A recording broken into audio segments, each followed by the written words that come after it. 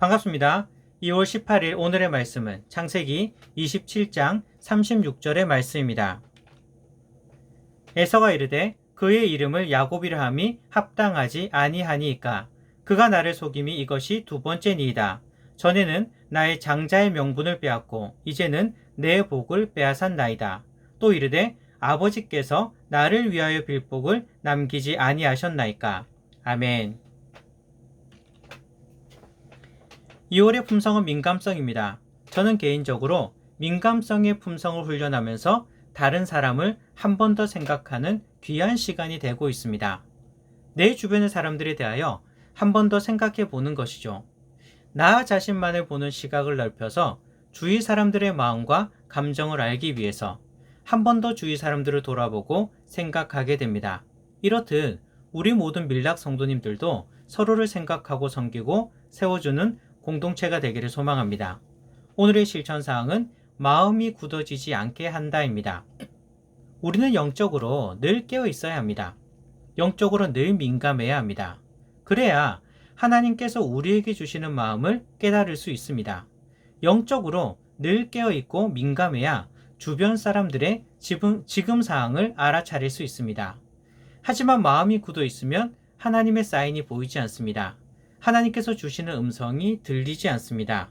주변 사람들이 눈에 들어오지 않습니다. 그렇기 때문에 우리는 늘 영적으로 깨어 있어야 하며 영적으로 민감해야 합니다. 오늘 본문을 봅시다. 에서가 불같이 화를 냅니다. 동생 야곱에 대한 분노입니다. 36절을 보시기 바랍니다. 에서가 아버지 이삭에게 동생 야곱을 향한 분노를 터뜨립니다. 전에는 내 장자권을 빼앗아 가더니 이제는 내 축복마저도 가로챘다는 것입니다. 야곱이 장자권을 빼앗아 갔다는 것은 창세기 25장의 사건입니다. 에서가 야곱이 요리한 팥죽과 자신의 장자권을 바꾼 사건이죠.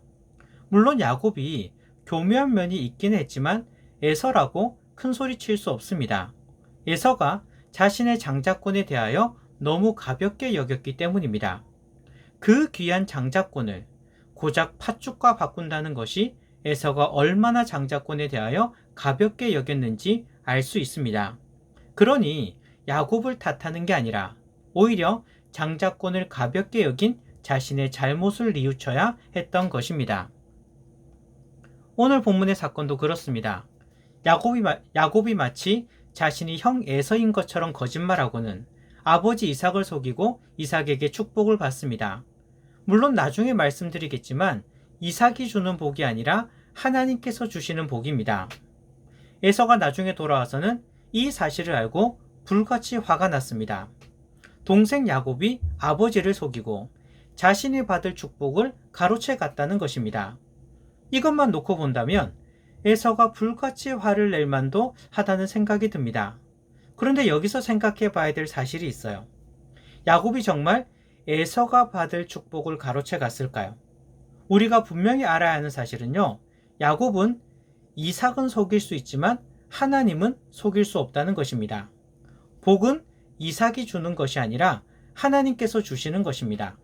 그리고 이삭은 속을 수 있지만 하나님은 결코 속지 않으십니다. 즉, 그 복은 에서가 받을 복이 아니라 처음부터 야곱에게 주실 하나님의 복이었던 것입니다. 그러면 에서는 어떻게 해야 마땅한 것일까요? 영적으로 민감했다면, 영적으로 깨어 있었다면 이 모든 사항들을 알아채고는 이 복이 원래 내 것이 아니라 동생 야곱에게 주어질 복이었다는 것을 깨달을 수 있는 것입니다. 오늘 실천사항이 무엇입니까? 마음이 굳어지지 않게 한다입니다. 마음이 굳어져 있으니 이 상황이 보이지 않습니다. 하나님의 뜻이 보이지 않습니다. 마음이 굳어져 있으니 자기 생각대로 생각하고는 분노하는 것입니다. 그 분노의 결과는 엄청납니다. 41절을 보시기 바랍니다. 에서는요, 동생 야곱을 죽일 결심을 하게 된 것입니다. 마음이 굳어져서 하나님의 뜻을 보지 못하니 더 큰 죄악으로 향해 가는 것입니다. 앞서 팥죽 사건도 마찬가지입니다. 영적으로 민감하고 깨어 있었다면 이 팥죽 사건으로 동생을 원망하는 게 아니라 자신을 돌아봤을 것입니다. 내가 장자권에 대하여 너무 가볍게 생각했구나. 나의 잘못이구나. 그렇게 했을 것입니다. 하지만 마음이 굳어져 있으면 자신의 잘못이 보이지 않는 것입니다. 자신이 잘못한 것은 보이지 않고 자기 중심적으로 생각해서 동생이 나를 속이고 빼앗았다고 불같이 화가 나는 것입니다. 마음이 굳어지지 않게 하는 것이 이렇게 중요합니다. 마음이 굳어져 있으면 상황을 볼 수 없습니다. 하나님의 뜻을 볼 수 없습니다. 주변 사람들을 볼 수 없습니다. 오직 나와 내가 처한 상황만 눈에 들어오는 것입니다. 마음이 굳어져 있으면 시야가 좁아지는 것입니다. 민감성, 주변 사람들의 마음과 감정을 헤아리는 것입니다. 민감성, 하나님께서 주시는 사인을 알아차리는 것입니다. 민감성, 하나님의 뜻을 깨닫는 것입니다. 하지만 마음이 굳어져 있으면 안 됩니다. 늘 깨어 있어야 합니다. 늘 영적으로 민감해 있어야 합니다. 하지만 우리는 너무나 자주 둔감해집니다.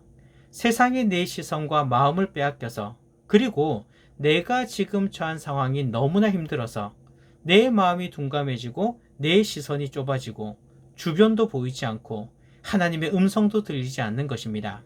늘 기도합시다. 내 마음이 굳어지지 않도록, 내 영이 늘 깨어있고 민감해질 수 있도록 늘 기도하며 깨어있는 밀락 성도님들이 되기를 소망합니다.